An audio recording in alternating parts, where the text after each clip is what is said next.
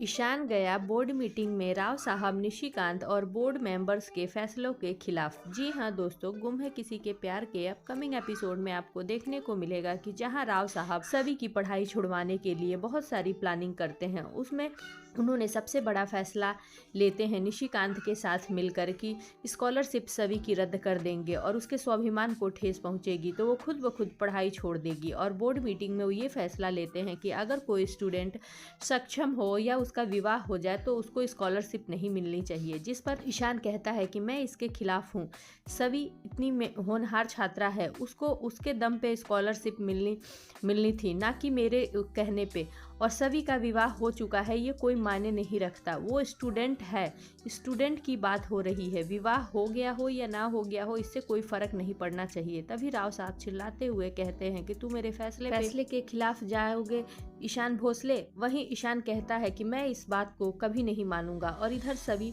ईशान के दिए हुए पैसे का हिसाब लगा रही होती है और कहती है कि 6 लाख हो गए हैं ईशान सर के पैसे मेरे ऊपर। थैंक गॉड, मुझे स्कॉलरशिप के जो पैसे मिलेंगे मैं ईशान सर का कर्जा चुका दूंगी और मुझे अपने खर्चे के लिए कुछ न कुछ करना होगा। और वहीं सभी फैसला ले लेती है कि वो पार्ट टाइम जॉब करेगी।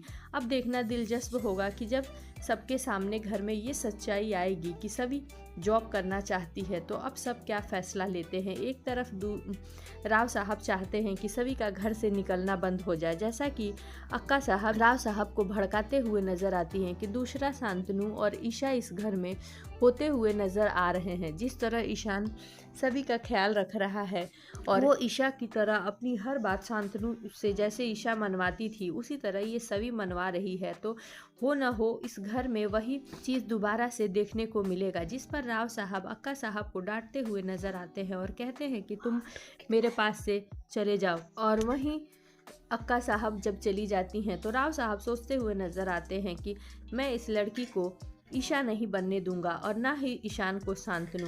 मैं इसके लिए ऐसा कुछ करूंगा कि ये घर से तो दूर, इस कमरे से कहीं बाहर निकलने के बारे में सोच भी नहीं सकती। जी हाँ दोस्तों, आगे आने वाले एपिसोड में देखना दिलचस्प होगा कि अक्का साहब और राव साहब के फैसले के खिलाफ सभी किस तरह से जाकर जॉब ज्वाइन करती है। सो बने रहिए आगे के अपडेट्स के लिए हमारे